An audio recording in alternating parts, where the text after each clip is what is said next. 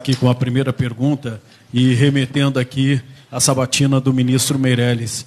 Ele ressalvou várias vezes que hoje a gente vive um momento conturbado na economia, bolsa derretendo, dólar disparando, porque alguns candidatos andam pregando o que, segundo ele, não seria correto, seria um rompimento com a atual política econômica, com conquistas que se obteve nesse governo, como, por exemplo, o teto de gastos.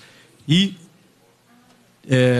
o senhor já disse várias vezes ser contra teto de gasto e que também romperia com muitas das políticas que vêm sendo executadas pelo atual governo. É isso mesmo? O senhor se sente responsável por esse derretimento do mercado, da economia mais fraca do que se esperava?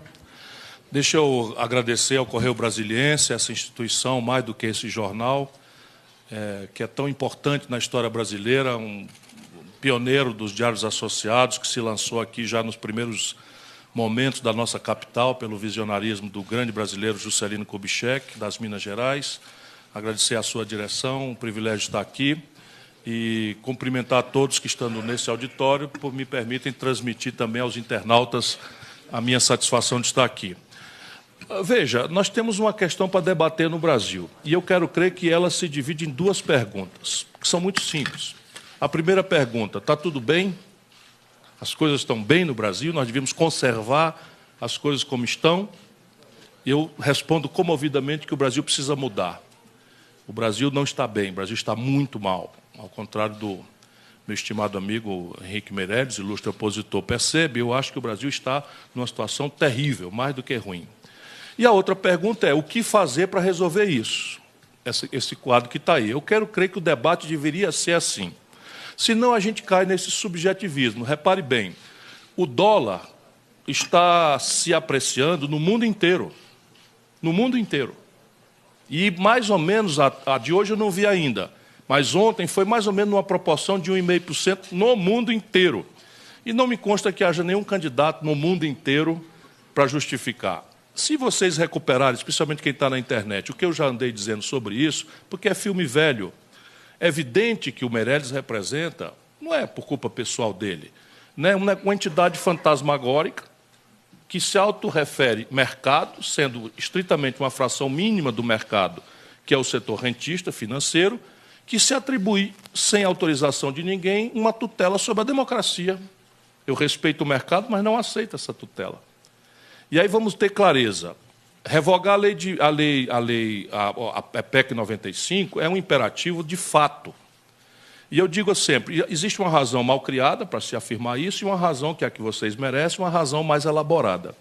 A mal criada é, por pouco que a gente que se insista, não há precedente no planeta Terra de ninguém estabelecer com uma Constituição rígida como a nossa, que exige 3/5 de reforma, um tabelamento de gastos por 20 anos. Não há esse precedente em nenhum lugar do planeta Terra. É simples de entender isso.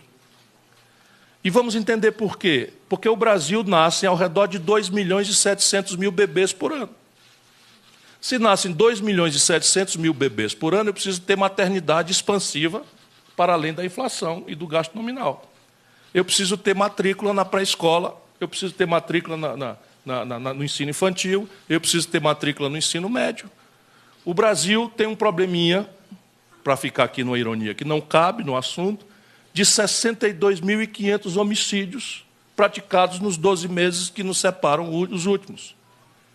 Ante a impotência do Estado de Direito Democrático, que só tem sido capaz, pelas fontes que eu respeito, porque é toda uma tentativa de desqualificar minha opinião, mudando de fonte, mudando de metodologia, mas as fontes que eu respeito, que são oficiais, falam que o Brasil tem tido capacidade de investigar 8 em cada 100 desses homicídios. É assim mesmo, pelos próximos 20 anos, nós não vamos repor os carros da polícia, a capacidade de investigação, porque, supondo que nós vamos só atualizar o nominal, com a inflação de 3%, que é a inflação anualizada que esperamos para o futuro, nós não temos como expandir o serviço.